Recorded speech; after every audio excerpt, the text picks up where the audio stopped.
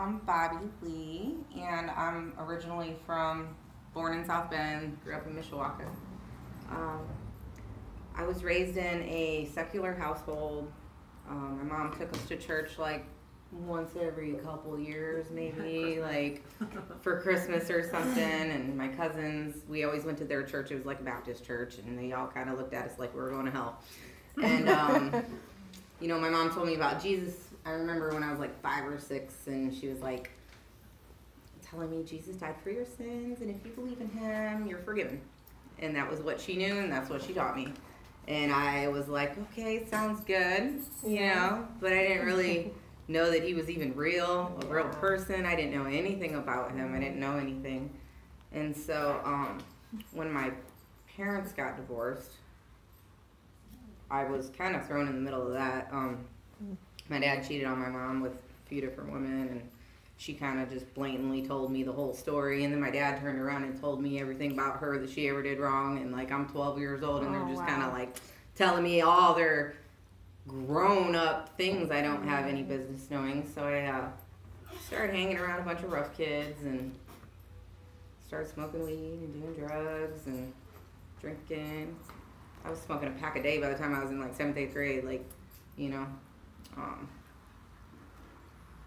went to high school. I lost my virginity when I was 12. Just one thing after another, just bad choice after bad choice, and then it was like a harvest upon a harvest upon a harvest of bad things happening. And I did graduate high school. I did get sent to girls' school when I was like 16. Went down there for like a year. So I kind of know what it's like to be locked up for about a year. Yeah.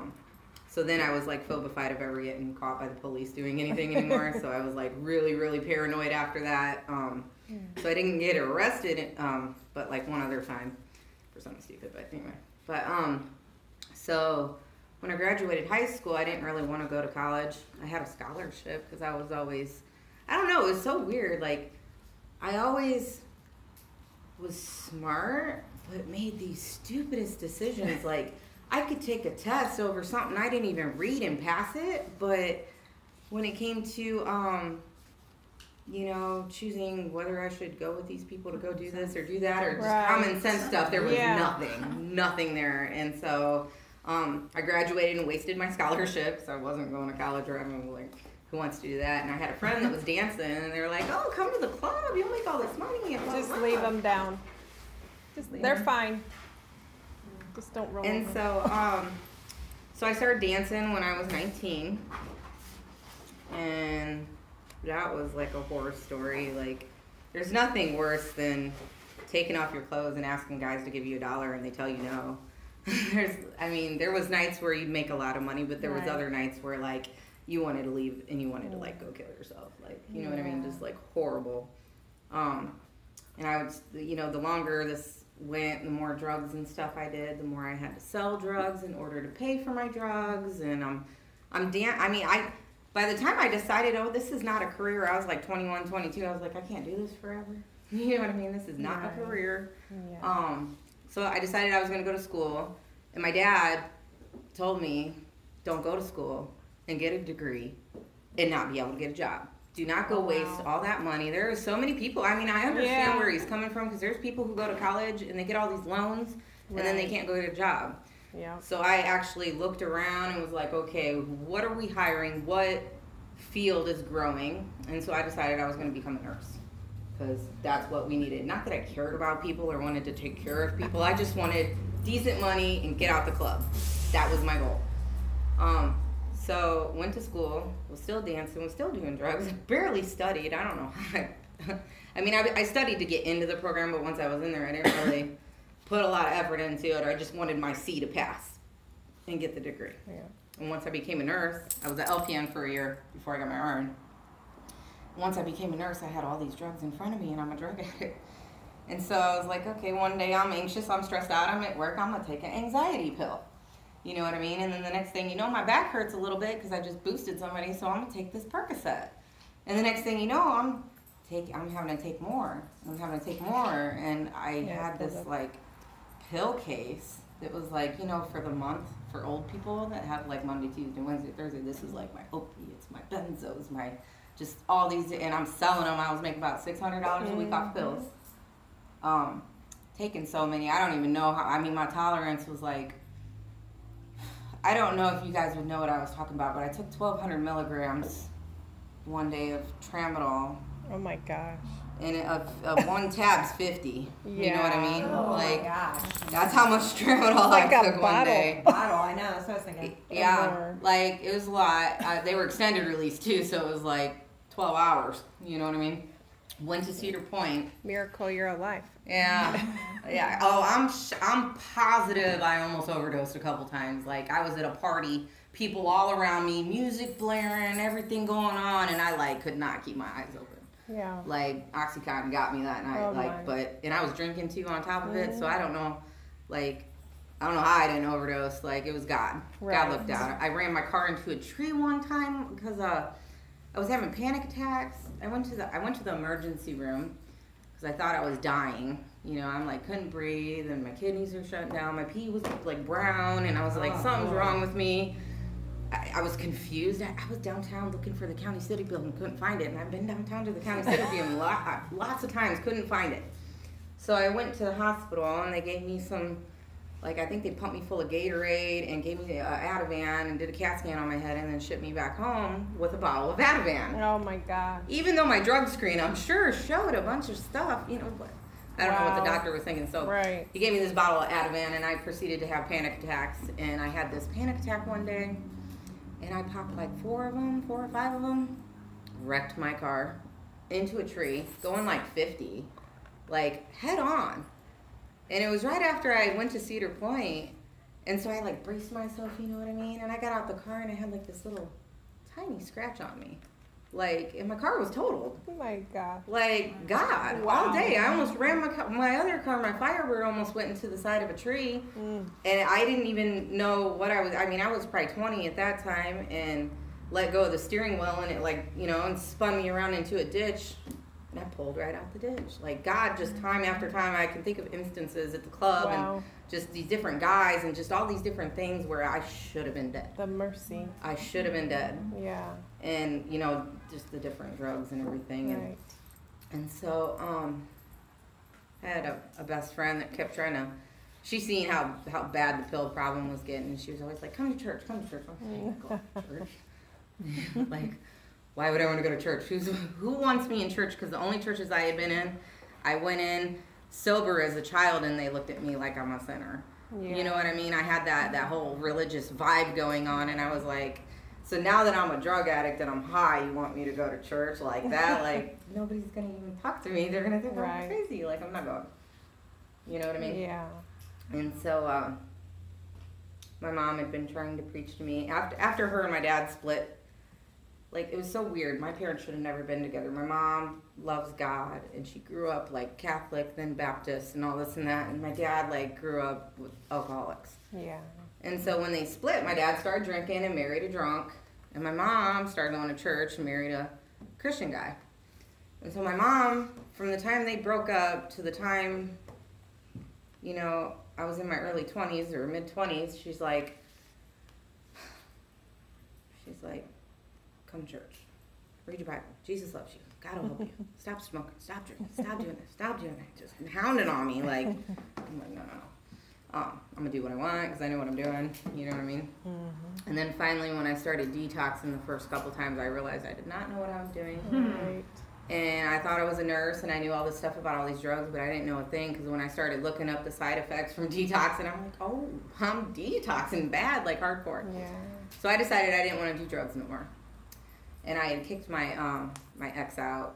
I was with the guy for like 7 years, and he'd always call me a junkie, especially when I got into the pills real bad. Like he drank and he smoked pot, but he didn't pop the pills. Mm-hmm. And so he just kept calling, just, why, you're a junkie, dude, stop. Like, stop popping them pills. Like, what are you doing? Stop it, stop it.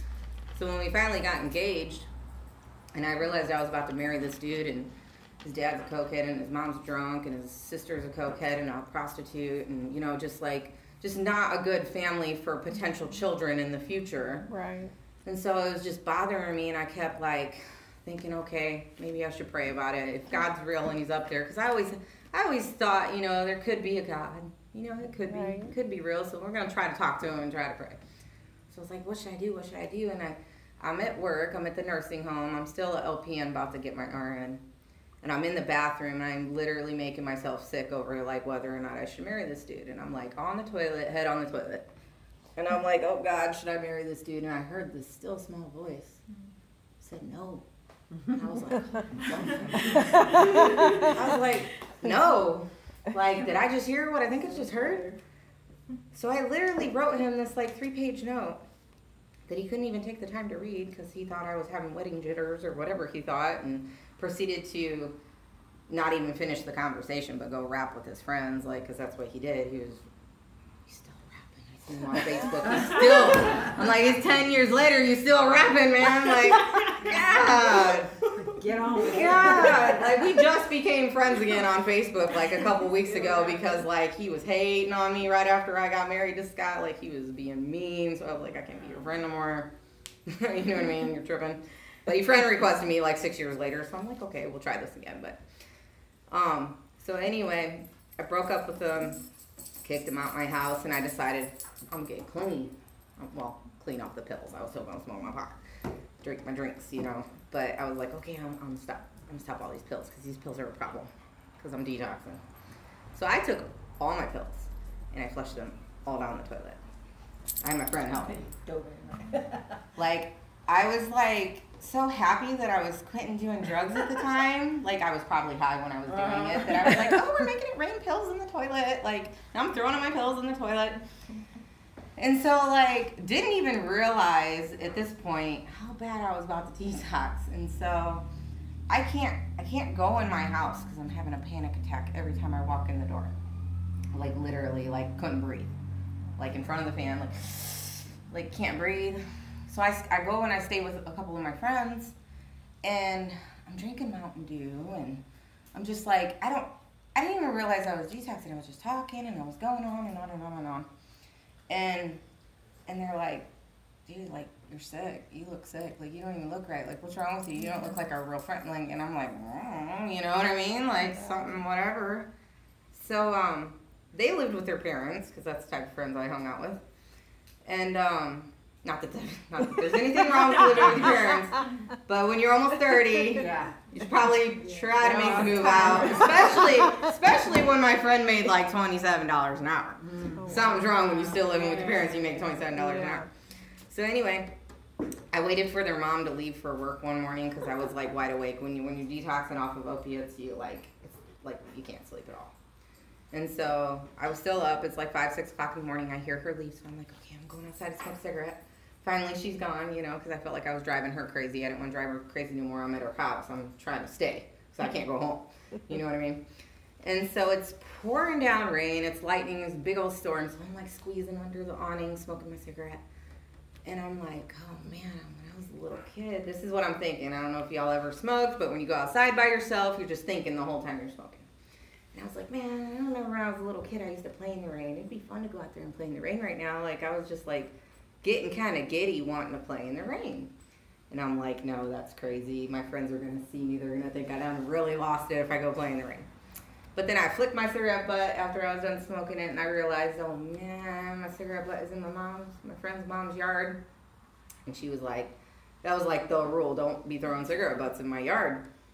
So I went out in the rain, got my cigarette butt, threw it in the can. And I'm in the rain now. And I'm really, really, really like wanting to play in the rain for some reason. And I'm like, I just graduated and walked down the aisle like a week before this to feel the rain on your skin. So I'm like, feel the rain on your skin. And I'm like starting to go like this, and I'm thinking about my body because I learned in nursing school that you have all these sensory receptors and there's a lot of them in your fingertips, and I'm like really like feeling all these raindrops on me, like literally, and I'm like, whoa, our bodies are so awesome. I'm thinking about the organs and the system and the blood and the flow and the oxygen, and I'm just like thinking about how awesome our bodies are. And I threw my hands up like, man, our bodies are so awesome. What if God is real? And this lightning bolt struck, and it stayed in the sky, and it lit the whole sky up for like 5 seconds. Usually a lightning bolt flashes and it's gone. And this lightning bolt stayed there. And then when it finally disappeared, all these raindrops in the sky lit up like a diamond light bulb Christmas, like just the prettiest thing. I mean, like you can look at Niagara Falls and you can look into fire and you can, I've never seen anything, and nor will I ever see anything that beautiful ever again. And I'm like, oh, was that God? Was that God? Like, that's a big coincidence. I'm like, was that God? And so I wait till about, I don't know, 7, 8 o'clock, because I'm like, nobody's awake. And I call my mom, and I'm like, Mom, I want to talk to you. And I drove up to her house. She lives in Bristol, and I'm like telling her about this lightning bolt. And she's like, honey, I ain't never seen Jesus. I ain't never seen nothing beautiful. But the night that your father choked me out, I got on my knees and I said, Lord, if you give me the strength to leave this guy, I will come back to you. I'll go to church. I'll follow you. And she said she woke up in the middle of the night and there were 7 dark figures around her. And she said they were chanting and whispering and telling her to go in the garage and telling her where my dad's tools were and you need to kill this mofo next to you and, you know, kill your children and like all this crazy stuff. And she said they kept getting a little closer and a little louder and a little closer and a little louder. And she started cussing at him and telling him to get out of her house. You know, like, get out, like, go. Like, she's beaten on my dad's chest. And he was, like, paralyzed out. And my dad will still tell you to this day that my mom beat him in his sleep. Like, I remember him telling me that when I was 13, 14. Like, your mom tried to beat me up while I was sleeping, like, bruised up my chest. So when she told me that, I was like, I remembered him saying that. And I'm like, and she said, when I said, I rebuke you in the name of Jesus, they all disappeared. So she's like, nobody could ever tell me that God and Jesus and his name's not powerful and it's not real, because I know that it's real because of what I've seen. And I'm like, glad I got the lightning bolt and the pretty raindrops. So couldn't stay at my mom's because me and my mom, we were too much alike, don't get along. So I went back to my friend's house, still smoking weed and drinking and hanging out with my friends, and I'm starting to hear voices, real hardcore. Like, I'm starting to hear like a little angel on this side, a little demon on this side, and they were like so distinctively clear, and I am like repeating everything to my friends because I think they're my friends, and I think that they got my back and they're cool, right? Yeah. And they all grew up, and their parents forced them to go to Our Lady in Marion. And so they want nothing to do with God, but they were forced to go to religious classes. And they're like, Bobby, what you're saying is in the Bible. Like, they broke out their grandma's big old white and gold Bible and opened it up and was like, read that. And I was like, oh, like, what I'm hearing, there's something to what I'm hearing. Yeah. So they kicked me out of their house because I freaked them out. So I go back to my house that is now pretty much the Bible. Right? Freak them out. They either didn't want it, like the spirit in them did not want to hear that crap, okay? So I went back to my house and I'm like, okay, I ain't got no friends now. You know what I mean? My friends don't want nothing to do with me. All my other friends left with the ex because they were pretty much his family and stuff, and I only got a couple friends. And like my one friend, every time I see her, she just tells me to stop doing drugs, and I didn't really want to hear that. So I'm like sitting there all by myself. And I'm getting depressed. And I'm starting to think, oh, you know, that wasn't real. That wasn't a lightning bolt. Like, I'm crazy. Am I crazy? So I'm like Googling like the side effects of tramadol and like literally like looking up the side effects to detoxing off of all these different pills. I'm like looking up Klonopin. I'm looking up that. I'm looking up all these different pills. And, you know, hallucinations and, you know, all these thoughts and these voices I'm hearing, it's all like in the textbooks of side effects for detoxing off of these drugs. So I'm starting to just think I'm crazy. You know what I mean? And so I was like wanting to kind of kill myself. And I had a couple guns, didn't really want to go there.